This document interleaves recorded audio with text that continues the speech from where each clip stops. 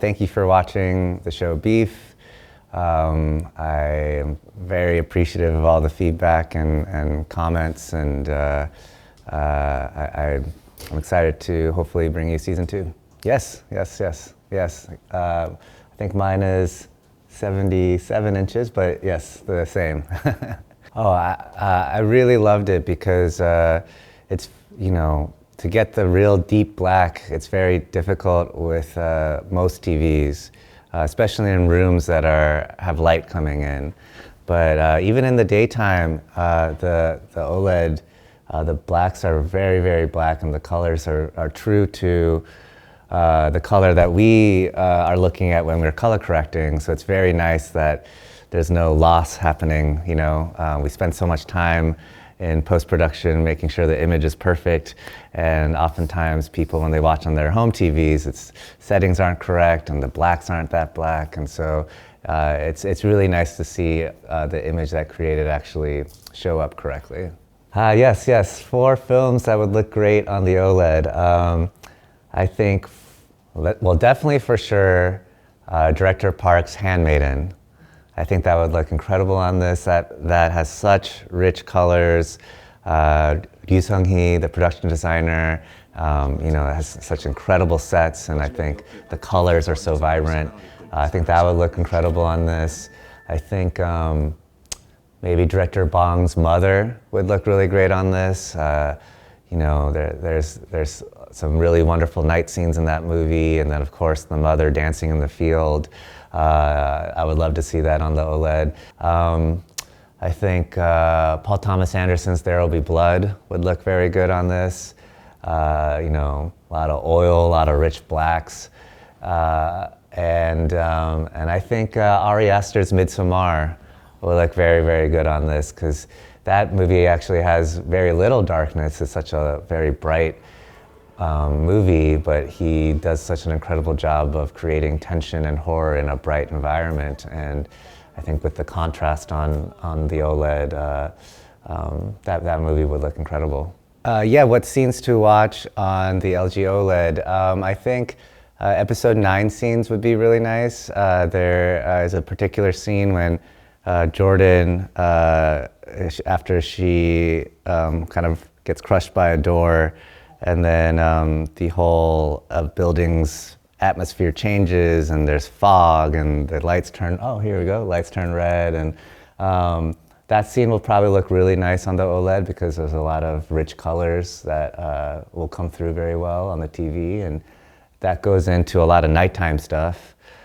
with the car chase and the escape, and you really need good true blacks to have that scene look good. So I think the end of 9 will probably be very nice on the LG OLED. Yeah, and then all of episode 10 too. It happens in nature, and there's a lot of night scenes, and so a lot of the earth tones and those colors will come through very nice on the OLED, I think. And this scene will probably look good too, the club scene, because it's very dark. Yeah, very good colors. Yeah. The show is loosely inspired by a road rage that happened to me, but when I was experiencing it, it was kind of funny because I think cars are literal bubbles that we're all moving around in, and we don't know what's going on in someone else's bubble, and we always project and pretend to know.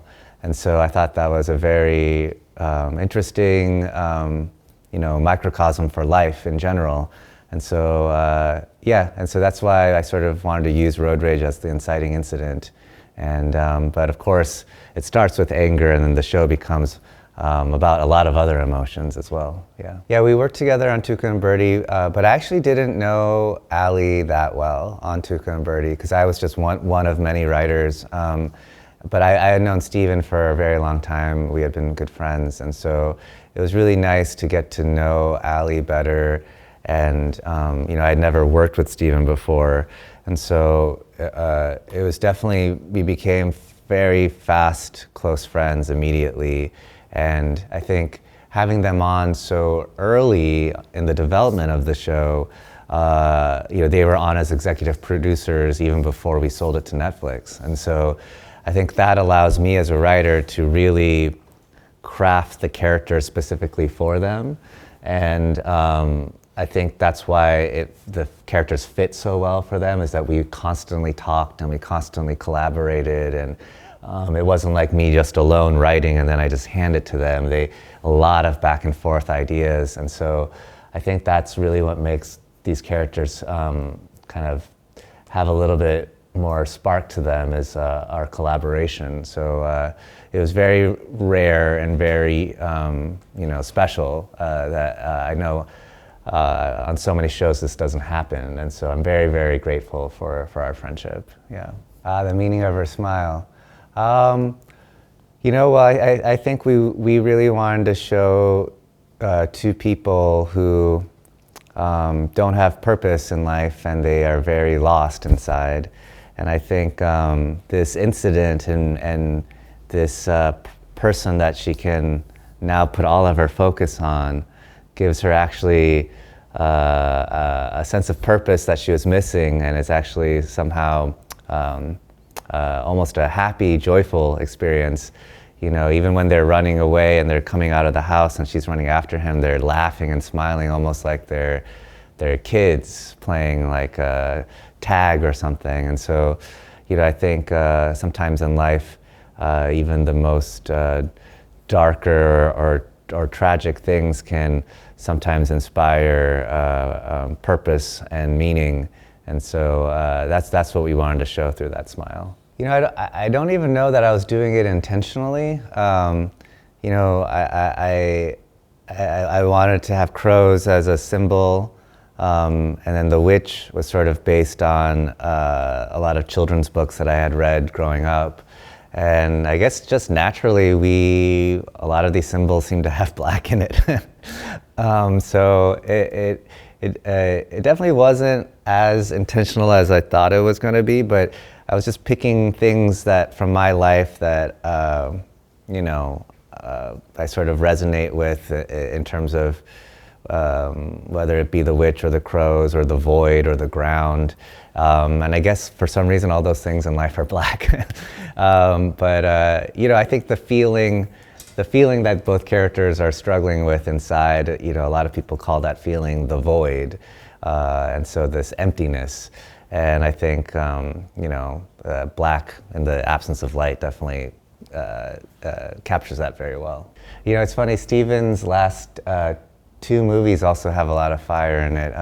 Minari has fire, and Burning has fire as well.